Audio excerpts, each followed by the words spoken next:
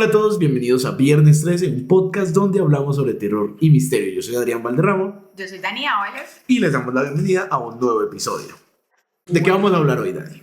En el episodio de hoy vamos a hablar de fantasmas. Vamos a hablarle a ustedes sobre el día que descubrimos que no dormimos solos, o que muchas personas descubrieron que no durmieron solas. ¿Por qué? Porque los acompañaban fantasmas. Vamos a enfatizarnos mucho como en lugares abandonados, como en casas embrujadas. Tenemos un par de historias bastante chéveres que vamos a contar y que también les voy a contar porque, como he dicho muchas veces, pues yo viví en una funeraria mucho tiempo, entonces pues tengo algunas historias, no que me pasaron a mí, pero que sí le pasaron a muchos conocidos. Claro que sí. Igual tenemos varias historias también que nos han enviado ustedes a través de nuestro correo electrónico, del cual pueden enviarnos las historias que va a aparecer por aquí abajito. Y bueno, los fantasmas siguen siendo parte de estos temas tan interesantes que nos gusta hablar sobre lo paranormal. Bueno, los fantasmas realmente hacen parte también de todo eso, no solamente como mitos, como lo hablábamos en los capítulos anteriores, sino que esto realmente hace parte de las creencias incluso religiosas que se tienen en diferentes culturas. Son estos espíritus o numens o pues apariciones, sombras, espantos que pues no tienen una explicación ni una forma, digamos, como física, pero se asocia normalmente a personas que no lograron trascender. Entonces no lograron trascender y por lo tanto pues se encuentran como deambulando en otras dimensiones, ¿cierto? Están en otra dimensión diferente a la nuestra. Y normalmente estas energías tienen algo diferente y es que no siempre tienen la misma connotación. O sea, hay personas que las perciben positivas, que incluso pueden darle esa característica como de representar un familiar o de representar como incluso espacios en los que ingresas y dices, acá se siente algo. Sí.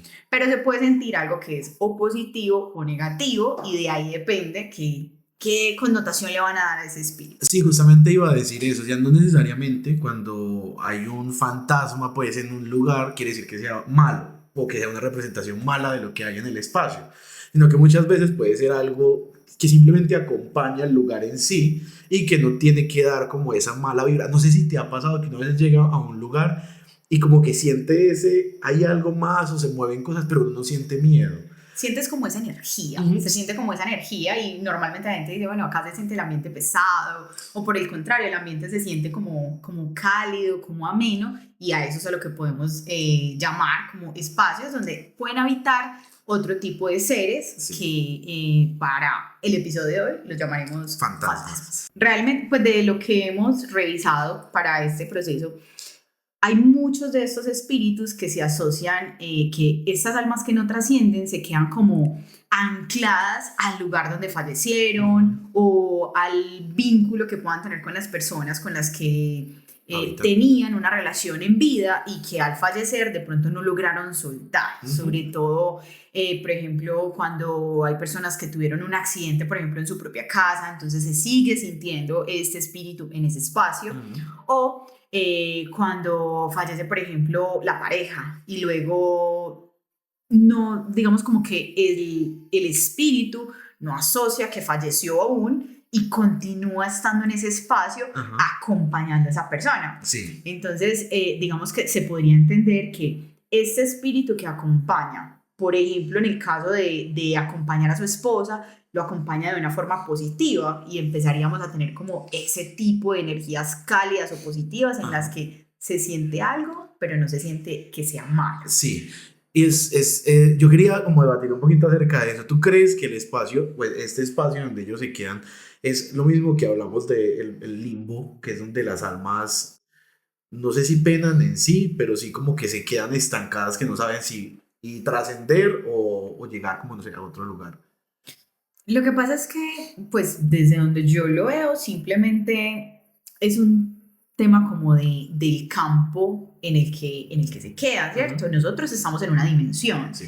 Ellos deberían trascender a otra dimensión, pero en el proceso, sobre todo, se puede ver cuando las muertes son trágicas, que aún ese espíritu no puede tener como la claridad de qué pasó, hacia dónde ir o qué fue lo que pasó. Sí. Cuando la causa de la muerte es sobre todo repentina, las muertes violentas, accidentales, Yo conozco pues casos que nos han contado, incluso lo estaba leyendo en algunos de los comentarios que nos dejaron, de personas que dicen que, por ejemplo, en el lago cercano a una de sus casas, una persona se había ahogado y empezaron a sentir que había movimientos alrededor del lago, o sea, que veían que por los árboles se sentía o se veía pasar algo, ¿cierto? Sí. Pero el se veía es algo como muy abstracto, porque no es que lo veas con tus ojos, pero sí puedes alcanzar a ver como una sombra, o era pues lo que trataban de explicarnos, que pues se veía que pasaba algo, pero no como que realmente viste una figura o una persona. Es como literal la sombra, el rastro que deja es como un rastro de lo que fue esa persona, lo que no alcanza a vislumbrar. Así es. Y ellos, pues digamos que los que lo contaban en esta historia era que sentían esa presencia alrededor del lago, del lugar donde vivían. Y con el tiempo se fue haciendo como más frecuente que más personas dijeran: sentí algo, vi algo, pero no lo sentían como algo negativo. La persona que falleció era un trabajador de la finca que pues estaba haciendo un trabajo, se fue al lago, falleció, o sea, fue una muerte accidental, y se quedó ahí. Pero era una persona que ellos consideraban una persona buena, una persona que no tenía ningún tipo de problema o conflicto, y simplemente sintieron que con los años permaneció ahí. Me contaba pues en lo que leíamos en esta historia que estuvieron haciendo como después de varios años como unas ceremonias, unos encuentros religiosos como buscando sanear el espacio o ayudar de pronto a trascender este espíritu, y luego de eso no lo volvieron a sentir. Es que justo lo que te iba a decir, aquí entran, y yo creo que es un tema que se puede hablar más a fondo en otro episodio, y son las mediums y las personas que ayudan a canalizar digamos que esos fantasmas, por ponerle un nombre en este episodio, y los ayudan a encontrar cuál es ese qué que los tiene en este lugar, y como que los guían a esa salida, ¿no? Pues a saber cómo llegar a ese punto en el que necesitan trascender. Y justamente para ir como avanzando, les quería hablar de los espacios, no solo las casas. Yo sé que cuando pedimos historias hablamos de las casas, pero pues también hay muchos lugares donde quedan estas energías. Y ahí entraba yo a contarles, creo que en un episodio les alcancé a comentar, no sé si te acuerdas, de los hospitales como espacio donde habita bueno, cuando hablamos de pesadillas de la gente sombra.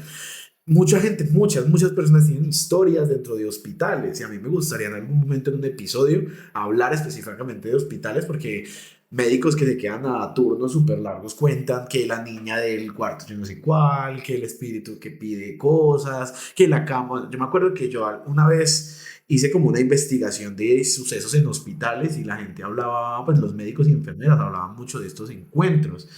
Y es porque en estos lugares hay tanta tristeza, y las personas que mueren como que llegan con tanta tristeza que a veces se quedan ancladas a ese espacio, lo que es el hospital. Y lo que hablamos antes de cámaras, de cómo yo crecí en una funeraria, y ahí hay como muchas historias, pero yo creía, no sé si en mi ignorancia también, que eran un lugar de paso nada más, pero llegábamos a que puede ser algo más.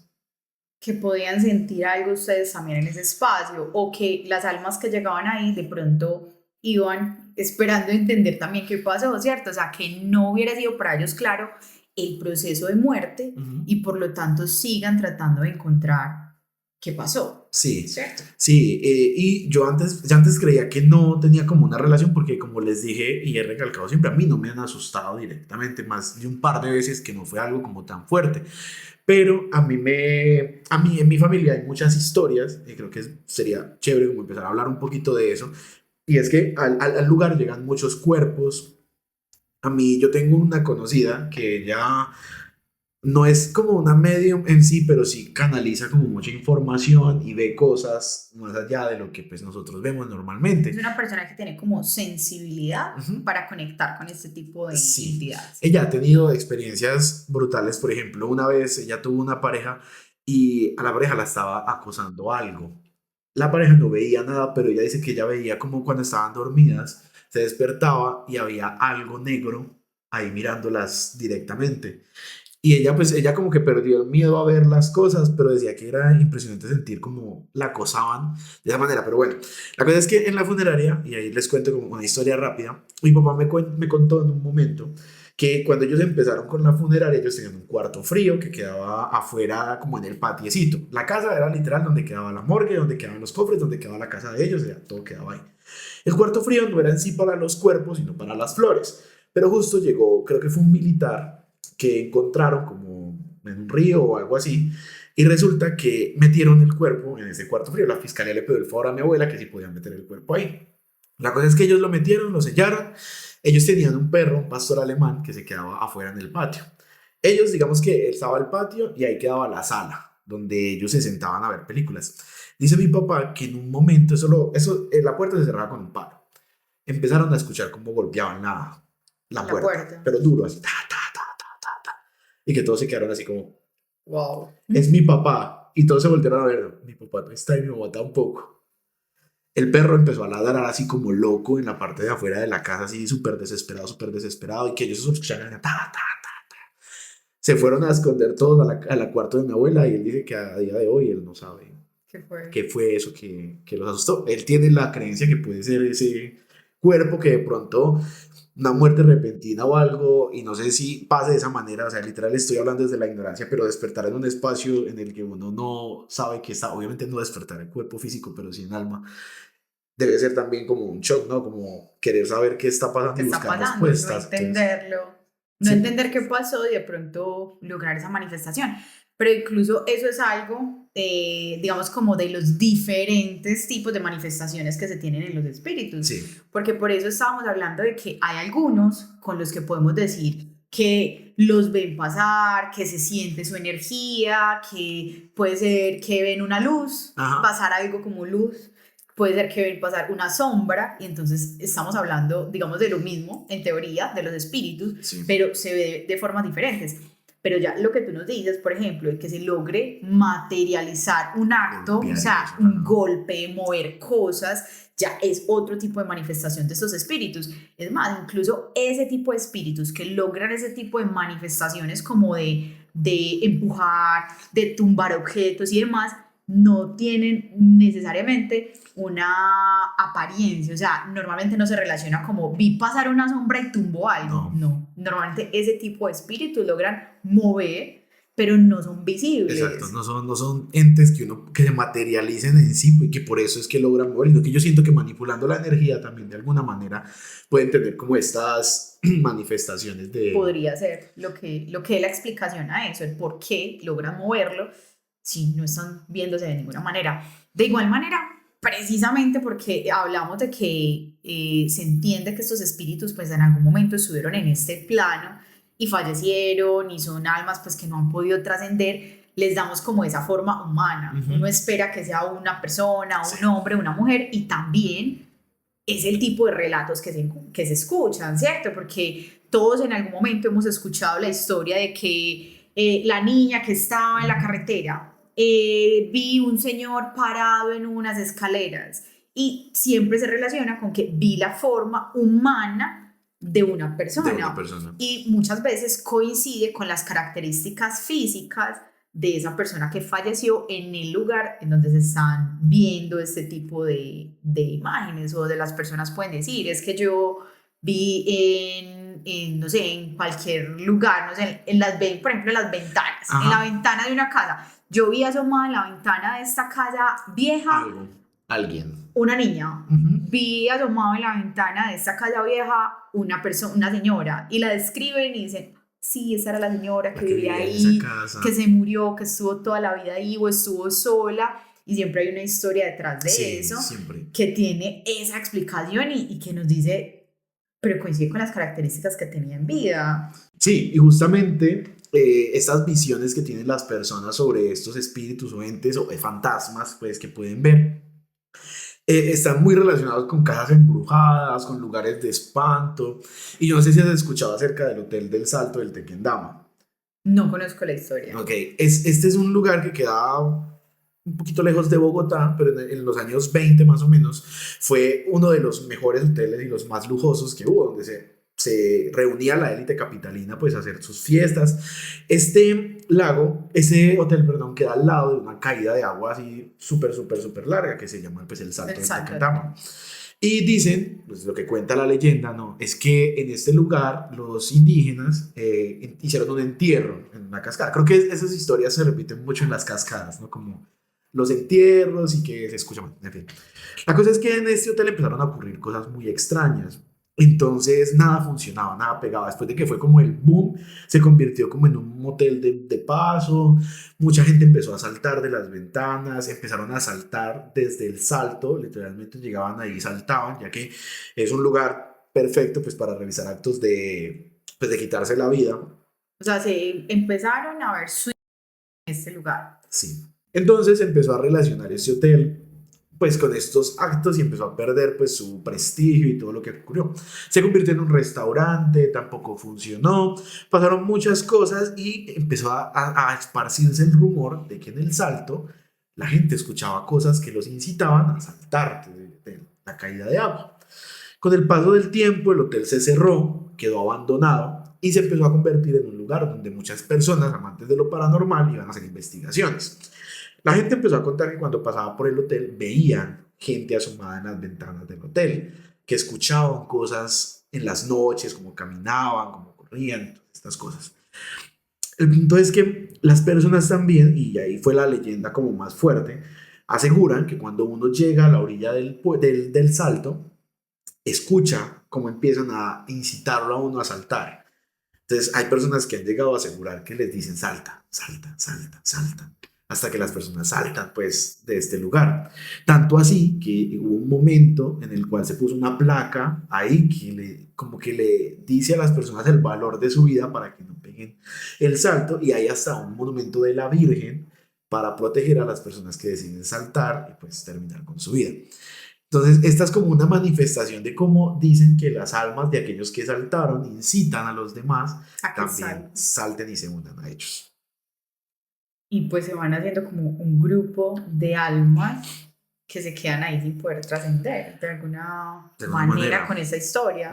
Ahí, a día de hoy el hotel está abierto como un museo donde uno puede ir a vivir como su experiencia paranormal, y creo si no estoy mal, se está remodelando para hacerlo como un lugar turístico, pero acompañado de otras personas para evitar también pues estos saltos, porque sean historias o no, las personas que tienen estos pensamientos pues también buscan lugares donde sea como, yo no sé si emblemático, pero sí como que sea más sencillo, y lugares como el Salto pues dan esa, digamos que esa facilidad de saltar y que sea como más rápido pues. Ya que estamos hablando de museos, me recuerdas que hace poco estuve en Cartagena y en este viaje visitamos el Museo Naval.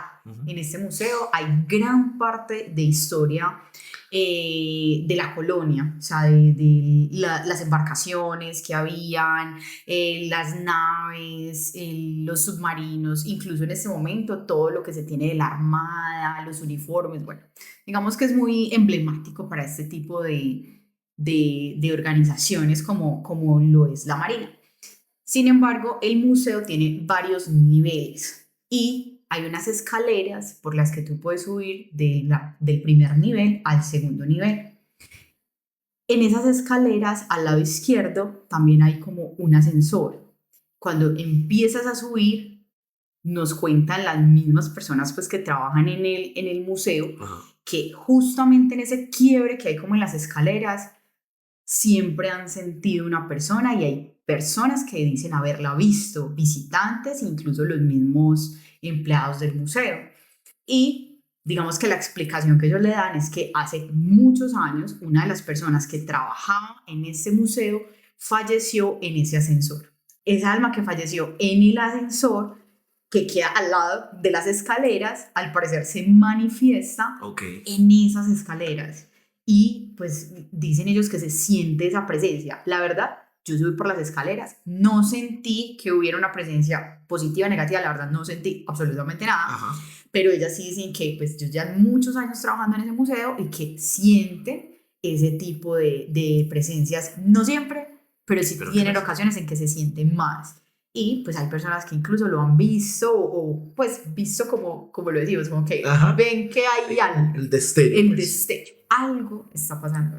hablando pues de estos temas, volvemos a algo que tratamos en algún capítulo que la verdad ya no me acuerdo, creo que fue el de los exorcismos, y es que cuando juegas cosas que están relacionadas con esto, puedes abrir portales para que ingresen cosas a tu casa si no sabes cómo cerrarlos. Yo siempre he sido, y yo no practico ese tipo de juegos, pero siempre como he defendido el poder jugar con estas cosas, digamos, para contactar, para conocer, pero, y les hago énfasis, y siempre lo voy a hacer, cierren cualquier juego que hagan, por muy tonto que ustedes crean que es, ciérrenlo, sea la Ouija, sea un simple juego, el juego este que es con las monedas y preguntamos, hay una regla que se dice ahí, es que tú tienes que pedir que te dejen salir del juego para salir, háganlo, o sea, es una bobada a veces cuando estamos jugando, pero son cosas que de verdad si tú lo haces con la intención de que sucedan cosas, puedes abrir portales que... Pues, igual respecto a eso, tú sabes que yo sí soy cero juegos, cero de estas sí. cosas, yo creo que lo tomo con todo el respeto Sí. del mundo y eso sí me da mucho miedo, jugar con cosas que yo creo que no se debería jugar. Entonces por eso ya sí mi posición personal es cero No jugar con estas cosas. Sí, no, sí. Yo tampoco lo jugaría. A mí, por el hecho de que viví en una funeraria, muchos amigos me decían, juguemos la Ouija en la morgue, juguemos la Ouija, no sé qué. Yo no. Porque yo le tengo mucho respeto a estos juegos. Y creo que también lo hablé en ese episodio, pero es que cuando tú empiezas a jugar este tipo de cosas, tú puedes despertar cosas que van a hacer lo posible para que tú no cierres los juegos de la manera en que debe ser. Entonces tengan mucho cuidado al momento de jugar, sigan las reglas, hagan las cosas más en este mes que la gente se le despierta el gusto por jugar ese tipo de cosas y más en noches como Halloween. Tengan solo mucho cuidado. Puede que no pase nada, puede que simplemente sea un juego y ya, pero siento que es bueno tomarse en serio los cierres de estos juegos si es que quieres darlos. Bueno, hay otra historia así que quería yo contar antes de que sigamos con las historias de los seguidores que nos mandaron. Y es que mi abuela, en la funeraria, mi abuela no ha sido creyente pues de estos temas, como les contaba el de las brujas. Ella como que siempre le ha tenido mucho respetico, pero ella dice, eso no es como muy cierto, pero pues igual. Eso me acuerda a algunas abuelas que suena cualquier cosa por allá y aquí no viene a espantar a nadie. A mí Mi abuela, no. mi abuela es de ese estilo.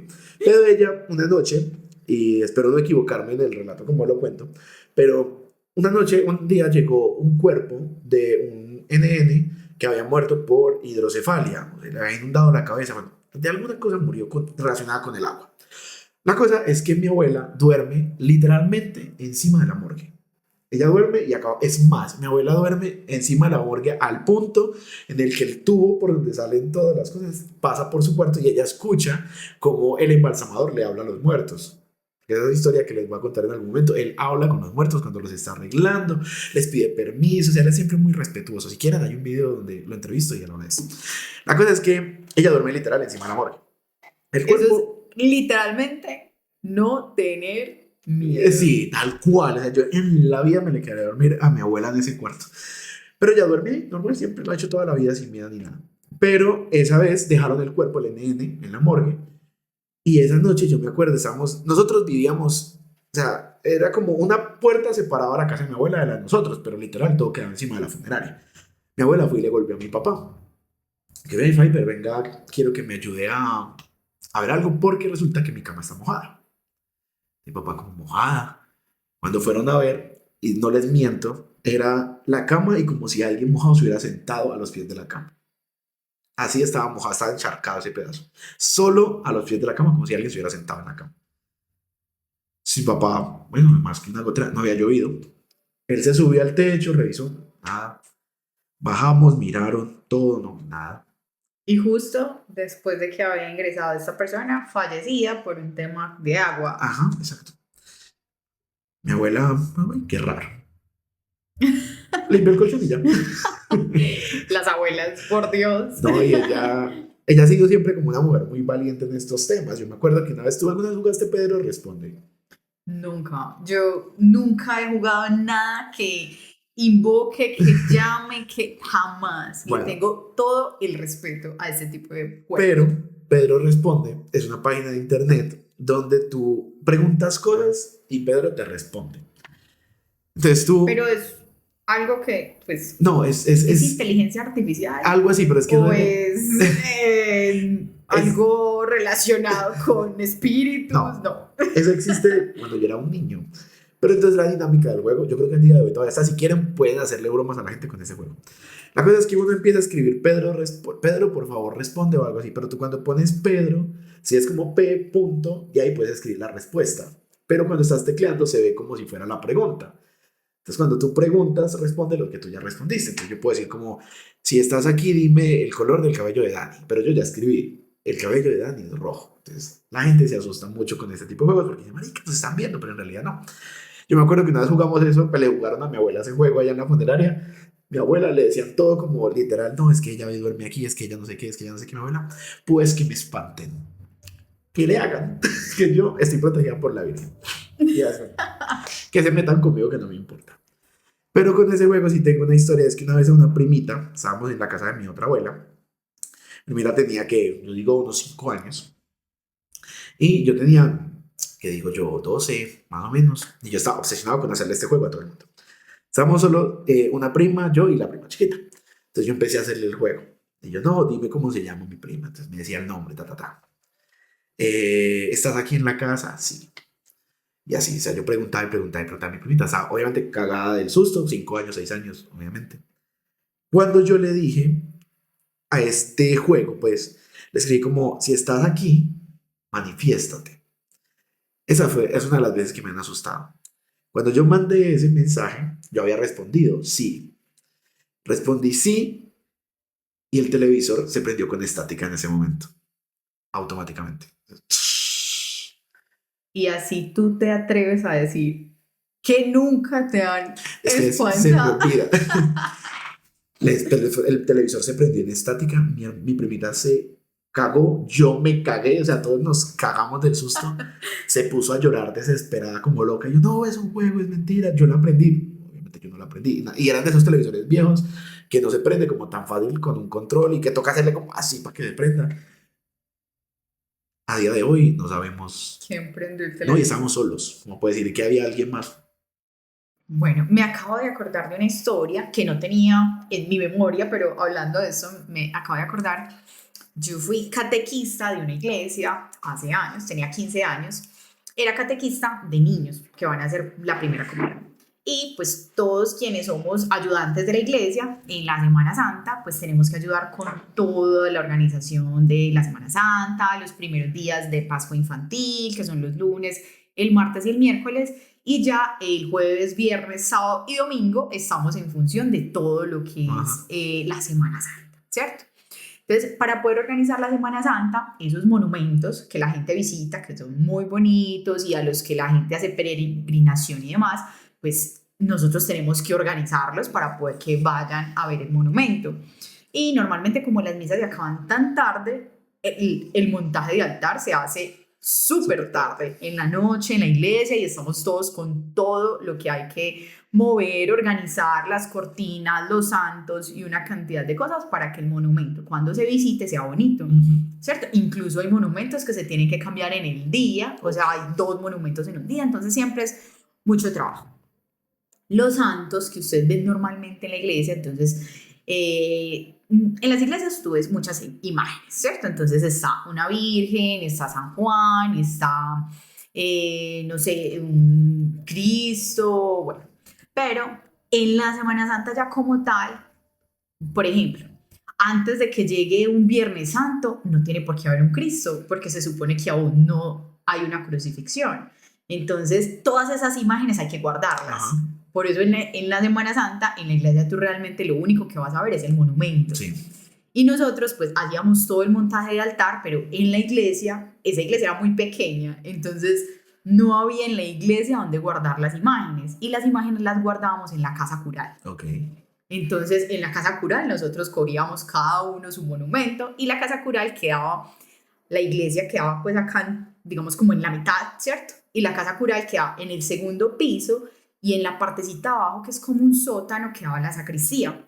Pero esa iglesia tenía una entrada, digamos como por la calle, y por la carrera era la entrada a la sacristía. Pero a través de la iglesia se podía pasar de la casa cural a la sacristía atravesando la iglesia.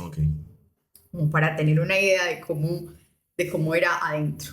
Nosotros pues no teníamos que salir entonces a la calle para subir hasta la hasta la casa cural o tener que salir a la calle para bajar a la sacristía, sino que a través de la misma iglesia pues atravesábamos y subíamos pues como todos estos monumentos.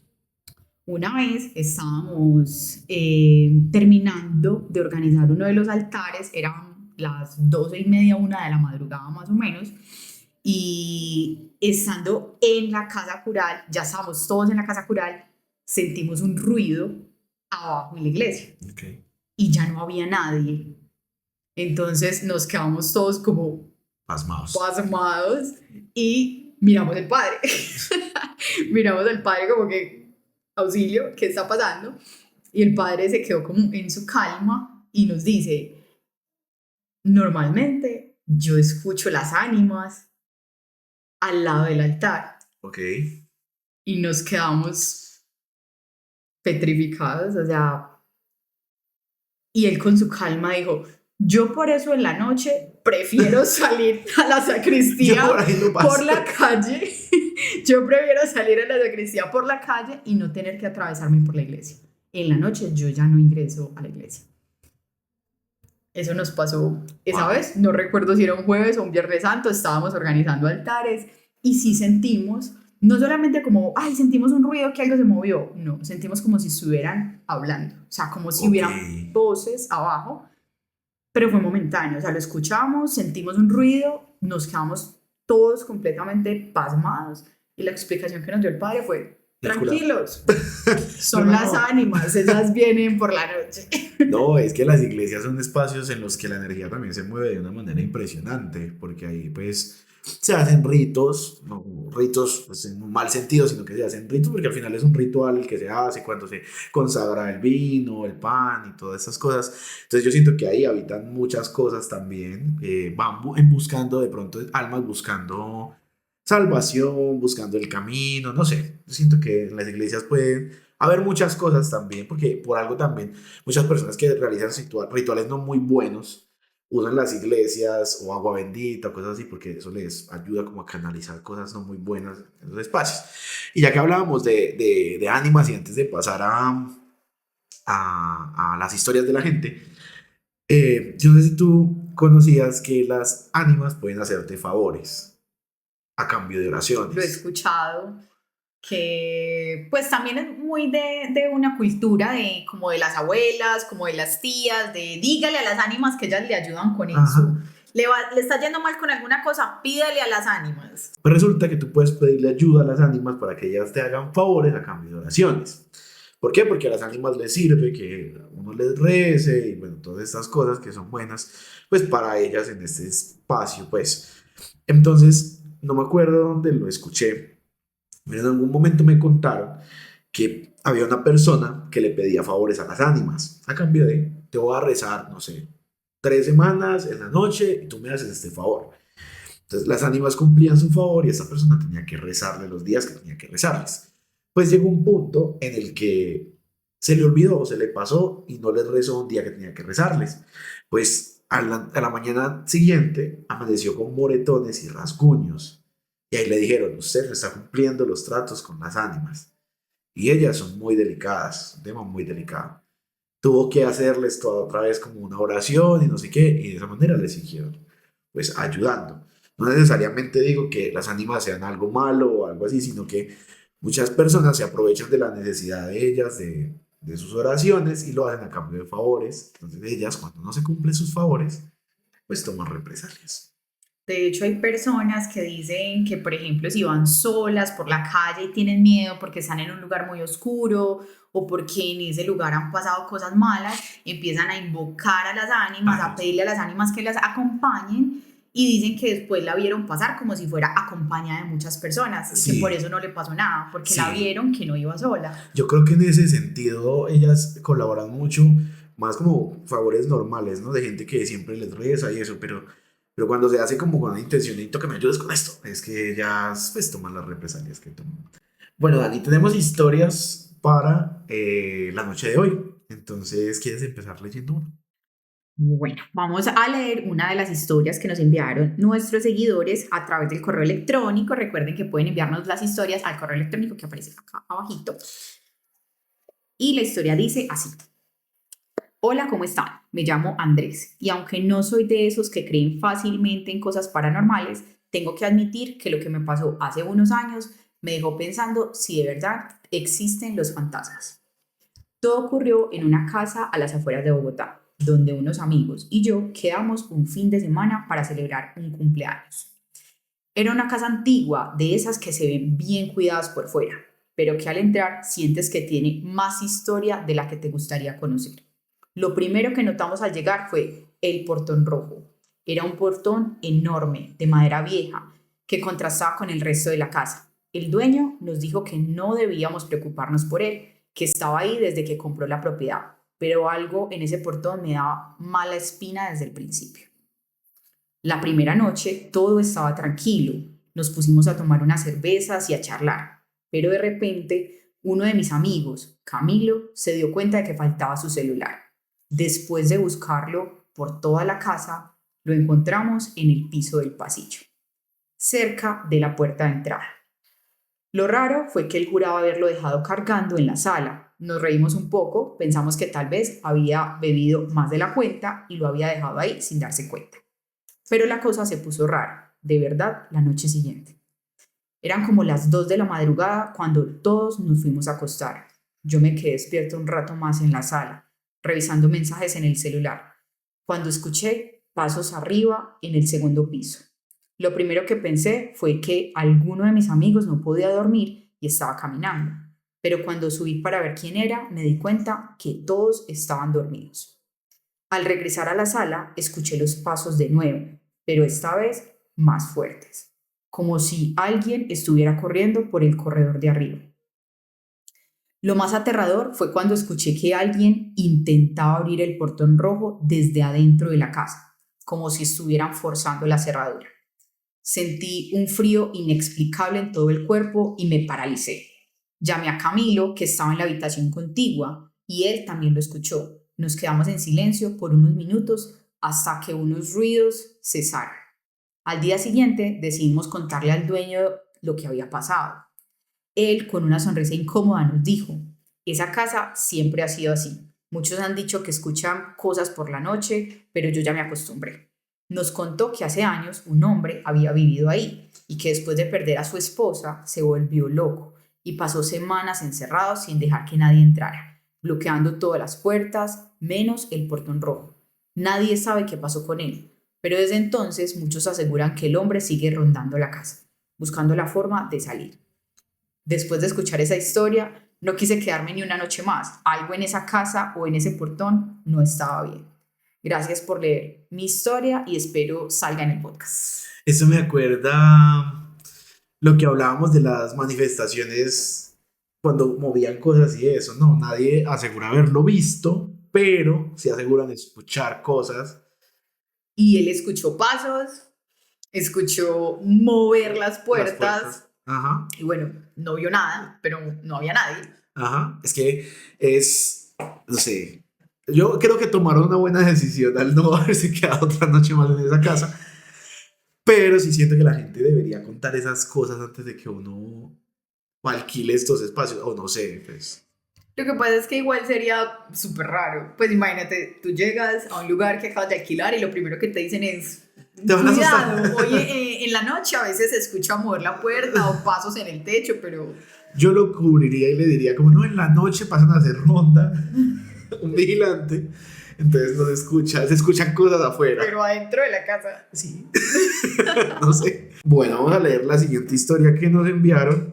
Y ya saben, si de pronto en este punto se dicen, pucha, yo tenía una historia de fantasmas perfecta para esta noche, igual envíenla, que queremos hacer un episodio con todas las historias pues, que no se leyeron en este espacio.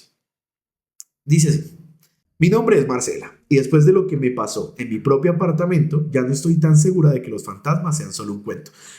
Esto es un factor repetitivo, ¿no? Creo que nadie es creyente hasta que le pasa. Hasta que le pasa. Es como que yo no creía en estas cosas, pero... Ajá.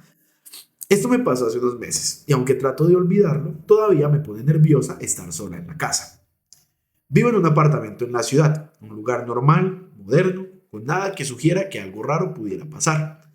Todo comenzó cuando empecé a notar que algunas cosas se movían del lugar, pero lo típico. Un libro que dejaste en la mesa y lo encuentras en la silla, o las llaves que aparecen en un lugar diferente. Lo típico de alguien distraído, no le dé importancia. Pero una noche, mientras me preparaba para dormir, algo cambió.